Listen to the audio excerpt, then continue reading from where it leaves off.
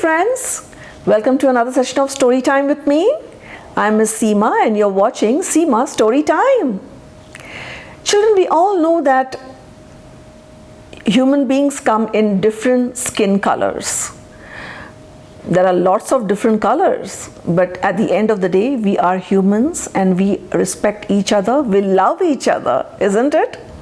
Well, in today's story, it's about Sulwe. So the girl's name is Sulwe, and she has a darker shade skin color. She has a darker skin color.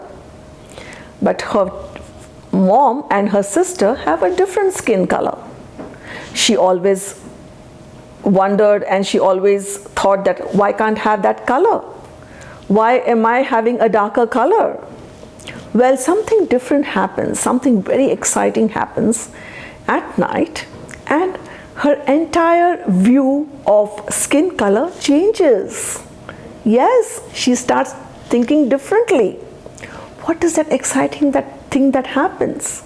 Do you want to know? Well, I want to know. So we are not going to wait further and we are going to read the story Sulwe. Let's read it, children.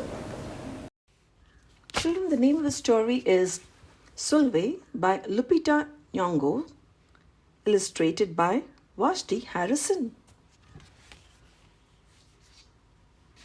Sulwe was born the color of midnight. She looked nothing like her family, not even a little, not even at all. Mama was the color of dawn. Hardly anyone at school looked like Sulwe either. People gave her sister Mitch pet names like Sunshine and Ray and Beauty. Baba, the color of dusk, and Mitch, her sister, was the color of high noon. People gave Sulwe names like Blackie and Darky and Night. Sulwe felt hurt every time. So she hid away while her sisters made a lot of friends. Sulwe dreamed of being the same color as her sister. She wanted real friends too. So she got the biggest eraser she could find and tried to rub off a layer or two of her darkness. That hurt. She crept into Mama's room and helped herself to her makeup. Oh no, she would hear about this from Mama. Sulwe decided to work from the inside out and ate only the lightest, brightest foods.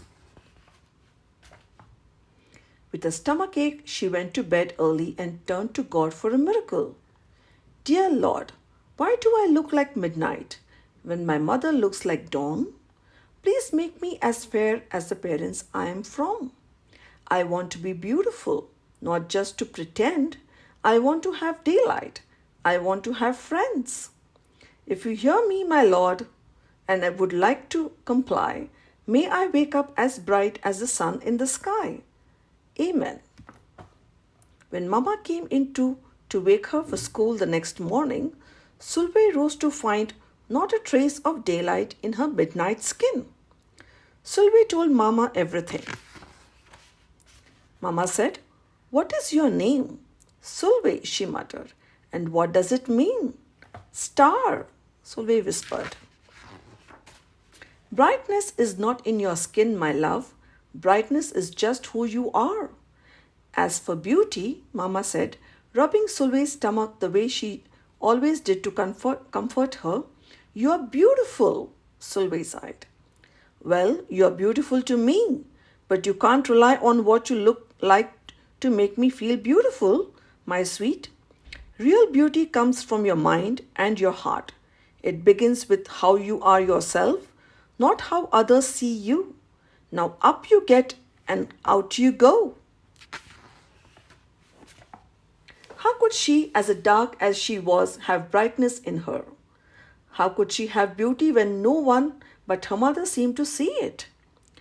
How could she be a star? That night, a shooting star appeared at Sulwe's window. "That night sent me," the star said. "Come with me." Sulwe hopped onto the star and off they went.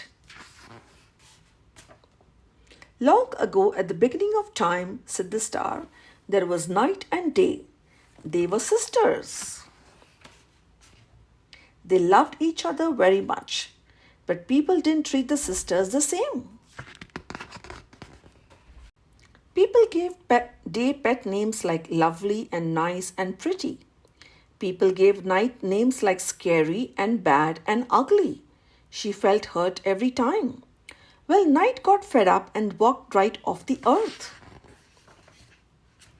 Day stayed behind and enjoyed making everybody happy in the sun. But then day grew too long. Day began to really miss her sister, so did everybody else. There had to be a way to get her back. Day set off to find Night, and she did. I miss you, said Day. I miss you too, said Night.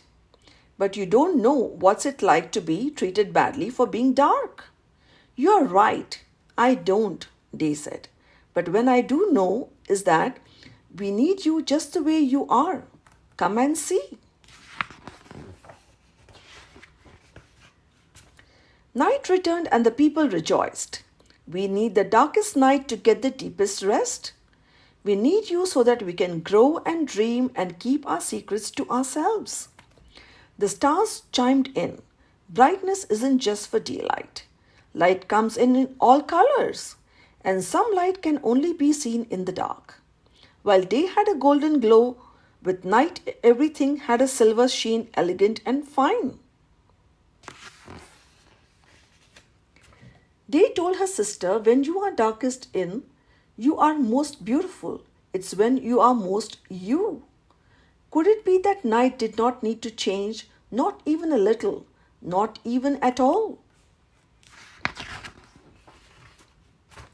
Now that day and night were back together, a little bit of night returned to day in the form of shadows, and a little bit of day returned to night in the form of moonlight. They were inseparable from that moment on and promised to celebrate the brightness in each other, whether people chose to see it or not. You see, the star explained, you need them both on their sunniest day and their darkest night and every shade in between. Together, they make the world, light and dark, strong and beautiful. Sulwe rose the next morning beaming. There would be no hiding anymore. She belonged out in the world, dark and beautiful, bright and strong. And if she ever needed a reminder of her brightness, she could look up at the sky and the darkest night to see for herself. Sulwe felt beautiful inside and out. The end. Well, children, I'm sure you all understood what happened in this story.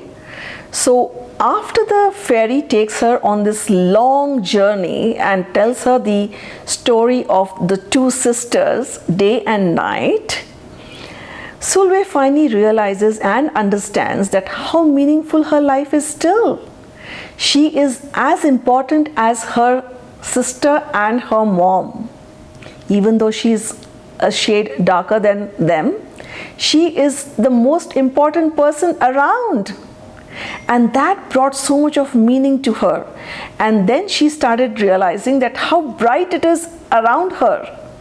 Isn't it?